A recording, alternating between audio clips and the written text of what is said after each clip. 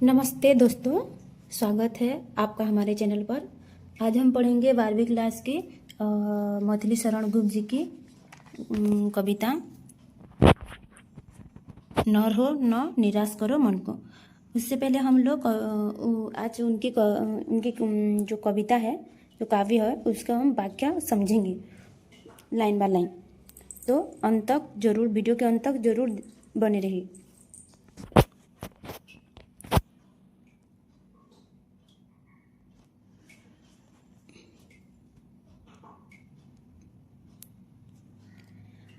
चलो स्टार्ट करते हैं। मैथिली शरण गुप्त का जन्म झांसी के पास चिरगांव में 1886 ईस्वी को हुआ और उनका देहांत 1964 को हुआ। द्विवेदी युग मैंने मैथिली शरण गुप्त जी वो द्विवेदी युग के लोकप्रिय कवि हैं। द्विवेदी युग के उन्हें महावीर प्रसाद द्विवेदी का संरक्षण और मार्गदर्शन मिला। कि किसका मार्गदर्शन मिला मैथिली शरण गुप्त जी को? महावीर प्रसाद द्विवेदी जी का। द्विवेदी जी खड़ी बोली हिंदी को कविता की भाषा बनाने चाहते थे। द्विवेदी जी क्या बनाना चाहते थे? हिंदी को खड़ी बोली कविता, खड़ी बोली हिंदी को कविता की भाषा बनाना चाहते थे। उनके इस उद्देश्य को पूर्ण करने में मैथिली शरण काम करने लगे। मैथिली शरण ने अनेक रचनाएं की, जिनमें से कुछ है। आप लोगों को इनकी रचनाओं की याद रखना है। एग्जाम में एक दो रचनाओं के नाम तो आपको याद ही रखना चाहिए। रंग में भंग, जयद्रथ वध, भारत भारती, इम्पोर्टेंट है भारत भारती, मौर्य विजय, पंचवटी, अनज्ञ, स्वदेश संगीत, हिंदू, त्रिपतगा, साकेत। साकेत मोस्ट इम्पोर्टेंट है उनकी ये कविता है। यशोधरा भी बहुत इम्पोर्टेंट है। प्रदीक्षण, पृथ्वीपुत्र, जय भारत, ये भी। अर्जुन विसर्जन, विश्ववेदना, हिडम्बा, अंजलि, विष्णुप्रिया आदि इनके अधिकांश खंड काव्य हैं। साकेत उनका महाकाव्य है। साकेत क्या है? उनकी महाकाव्य है, याद रखना। मैथिली शरण गुप्त युग चेतना के साथ चले। पराधीन भारत में उन्होंने लिखना शुरू किया था। कब? जब हमारा देश स्वदेश मतलब इंडिपेंडेंट नहीं होता, तब उन्होंने लिखना शुरू कर दिया था, जब हमारा देश अंग्रेजों के हाथों में था। देश प्रेम उनकी रचनाओं का मुख्य स्वर है। मैथिली जी का उनकी जो रचनाओं में ज़्यादातर देश प्रेम के बारे में उनकी रचनाओं का मुख्य स्वर देखने को मिलता है। उनकी मुख्य विशेषता है भारत का अतीत, गौरव, वर्तमान की दुर्दशा, समाज सुधार, राष्ट्रीय और सांस्कृतिक जागरूकता को वीरता का चित्रण उनके काव्य की विशेषताएं। ये उनकी मुख्य विशेषताएं, ये याद रखना मैथिली शरण गुप्त जी का। उनकी अधिकांश रचनाएं ऐतिहासिक और पौराणिक है। उनकी जो रचना है ज़्यादातर ऐतिहासिक है और पौराणिक है। भारतीय संस्कृति के उपासक थे तथा वैष्णव धर्म के संरक्षक थे। कौन से धर्म के संरक्षक थे? वैष्णव धर्म के। उनकी रचनाओं छायावादी, सौंदर्य चेतना और काव्य शैली भी मिलती है। द्विवेदी युग और छायावादी युग के वे सेतु जैसे हैं। सेतु जैसे मतलब द्विवेदी युग के और छायावादी युग के वो बीच के कवि हैं, इसलिए वो सेतु जैसे हैं।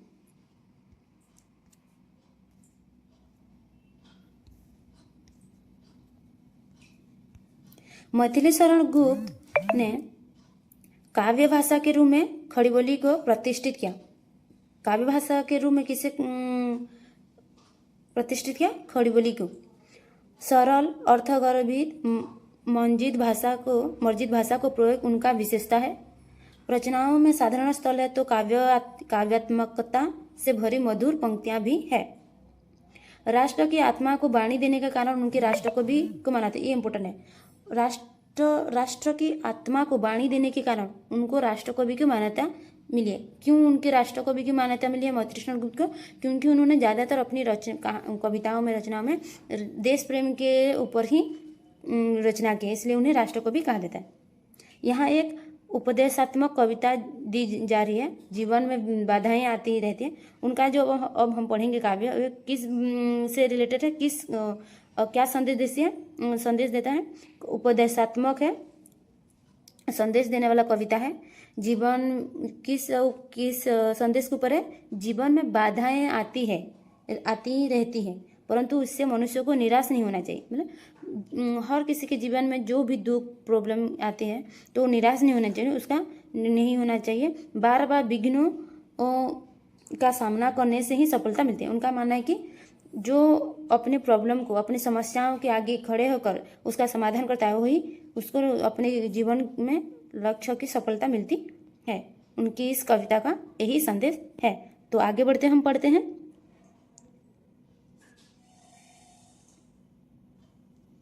क्या है उनकी एक काव्य, न हो न निराश करो मन को। आप लोग समझे, न रहो यानी कि आप लोग मनुष्य हो, मनुष्य हो। निराश न निराश मतलब खुद को निराश मत करो, मन को, अपने मन को। चलो पढ़ते हैं। कुछ काम करो, कुछ काम करो, कुछ काम करो, जग में रहकर कुछ नाम करो। कवि यहाँ पर क्या कहना चाहते हैं कि मनुष्य को संसार में केवल जन्म लेकर जीवन नहीं बिताना चाहिए, जो जन्म लेकर अपना जीवन नहीं बिताना चाहिए, उसे कुछ उपयोगी कार्य करना चाहिए। उपयोगी कार्य करना चाहिए मतलब कुछ अच्छा काम करना चाहिए जिससे उसका नाम हो, रोशन हो। ये वाला लाइन का यही मतलब है।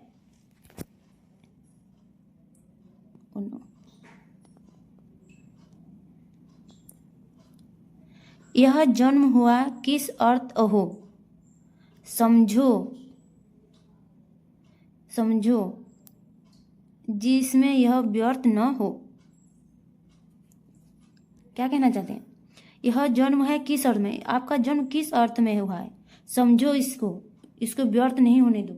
यानी कि मनुष्य का जन्म तभी सार्थक है जब यह अपने जीवन में अच्छे काम तो करना चाहिए, साथ ही क्या मनुष्य को अपने मन को निराश नहीं करना चाहिए।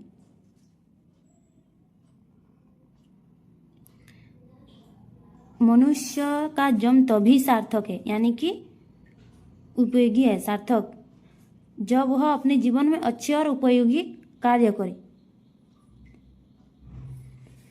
मनुष्य को अपने मन को निराश नहीं करना चाहिए।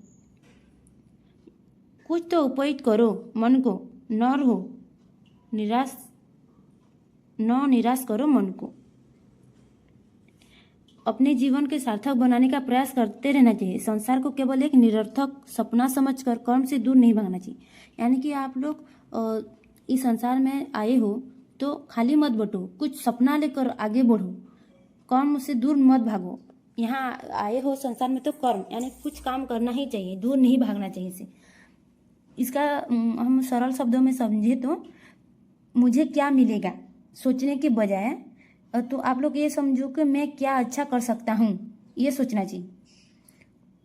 यही इस लाइन का अर्थ है। आप लोग अगर समझोगे कि मुझे क्या मिलेगा ये करके, ऐसा नहीं सोचना चाहिए। मुझे ये सोचना चाहिए कि मैं क्या अच्छा कर सकता हूँ। ओके, ये इसका अर्थ है।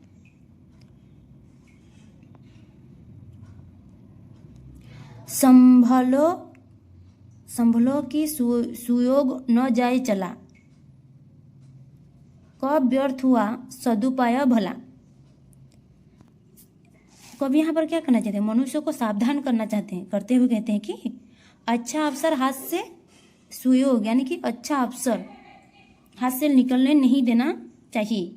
जब जीवन में अवसर मिले तो उसका उचित उपयोग करना चाहिए, व्यर्थ मत जाने दो उस उपयोग को। आपको अगर कोई मतलब कुछ करने का चांस मिला है, सोच लो आप लोग आगे बढ़ना चाहते हो और पढ़ाई करना चाहते हो, अगर आपके पास अच्छा मौका है तो आप लोग उस मौके को मत छोड़िए, आगे बढ़ते रहिए अपने सपने की ओर। यही बोलना चाहते हैं। समझो जग को न निराश अपना, पथ आप प्रशस्त करो अपना। यहाँ पर यह कहना चाहते हैं कि अपना रास्ता दूसरों के भरोसे छोड़ने के बजाय अपने मार्ग स्वयं बनाना चाहिए। कोई बच्चे ऐसे होते हैं कि नहीं ये मेरा दोस्त करेगा तो मैं करूँगी, नहीं तो नहीं करूँगी, नहीं पढ़ाई करूँगी, ऐसे। इसलिए मत सोचो ऐसा। अपने रास्ता खुद चुनो, आप क्या चाहते हो, अपने रास्ते क्या बनना चाहते हो। अगर कोई आपके साथ आ रहा है तो अच्छा है, नहीं आ रहा है तो आप उसके लिए अपने सपने को मत छोड़िए। ओके, मनुष्य को अपना लक्ष्य की ओर लगातार आगे बढ़ता रहना चाहिए। यहाँ कभी यही समझाना चाहते हैं। अखिलेश्वर हैं अवलंबन को, न रहो न निराश करो मन को। अखिलेश्वर यानी कि ईश्वर, कभी यह कहते हैं कि ईश्वर हमारे सहारा है, हमारे साथ हैं, इसलिए हमें कठिन परिस्थितियों में भी निराश नहीं होना चाहिए। यहाँ पर यह कहना चाहते हैं कि हमारे साथ तो भगवान है, ईश्वर है, तो आप लोग को निराश नहीं होना चाहिए, आगे बढ़ते रहे। ओके आगे बढ़ते हैं।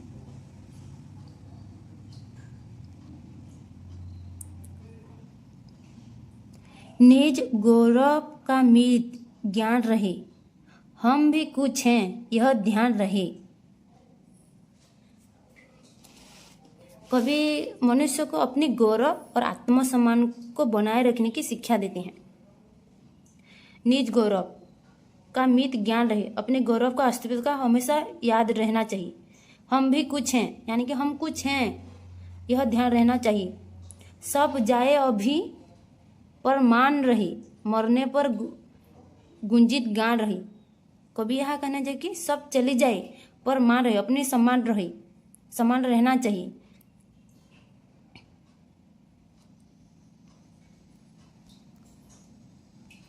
अरे समान रहना चाहिए। कुछ हो न तेजो नीच साधन को, न रहो न निराश करो मन को। यहाँ पर कवि ने यह समझाना चाहे कि संसार की बहुत सी चीज़ें नष्ट हो सकती है, यानी कि जो भी चीज़ें हैं, बहुत सी चीज़ें हमारे हाथ से छूट भी सकती है, नष्ट भी हो सकती है, लेकिन मनुष्य को अपने सम्मान और अपने अस्तित्व का महत्व नहीं भूलना चाहिए। उसे यह विश्वास रखना चाहिए कि मैं भी कुछ कर सकता हूँ। मनुष्य को ऐसा जीवन जीना चाहिए कि उसके अच्छे कार्यों को लोग याद रखें। मैंने आप ऐसे कुछ काम करो जो लोग याद रखें। सोच लो आप कुछ बड़ा करना चाहते हैं, अपने मम्मी पापा के प्राउड फील करना चाहते हैं, तो कुछ ऐसा काम करो जो उन्हें बहुत ज़्यादा प्राउड फील हो, याद रखा जाए वही काम। ओके कभी यहाँ पर कह रहे, यानी कि इसका अर्थ है कि धन संपत्ति अगर चली भी जाए तो अपनी आत्मसम्मान, साहस और अच्छे कर्म नहीं जाना चाहिए। यहाँ पर कभी यही संदेश देना चाहते हैं। अगला लाइन, प्रभु ने तुमको कर दान किए, सब वांछित वस्तु विधान की। कभी कहते हैं कि मनुष्य को अपने साधनों को छोटा या बेकार नहीं समझना चाहिए। ईश्वर ने प्रत्येक मनुष्य को कुछ न कुछ क्षमता और साधन दिए हैं, मैंने कुछ ना कुछ दिए हैं, टैलेंट, कुछ करने के लिए, कुछ कर जाने के लिए सबके पास है। बस उसे पहचानने की जरूरत है कि तुम क्या करना चाहती हो, क्या ऐसा मेरे पास है जो मैं कर सकती हूँ। तुम प्राप्त करो उनको न हो, फिर है किसका यह दोष कहो। समझो न अलभ्य किसी धन को, न रहो न निराश करो मन को। हम उस साधन का उचित उपयोग करना चाहिए। यदि हम अपनी क्षमता का प्रयोग नहीं करते तो इसके लिए किसी और को दोष नहीं दे सकते, किसी और को दोष नहीं दे सकते। मतलब यहाँ पर कुल मिलाकर कभी ये कहना चाहते हैं कि ईश्वर ने जो क्षमता दी है, जो टैलेंट दिए है, जो गुण दिए हैं कुछ करने की, उसका सही उपयोग करना हमारा कर्तव्य है। यहीं तक था आज का। आप लोगों को अगर अच्छा लगा तो मैं इसी मैथिली शरण गुप्त की जो काव्य है न रहो न निराश करो मन को, इसकी क्वेश्चन आंसर हम दूसरे पार्ट में लेकर आएंगे कल। तो आप लोग प्लीज़ ज़रूर देखें। ये भी देखने के लिए thank you. Please like share और सब्सक्राइब कर लो। Thank you so much.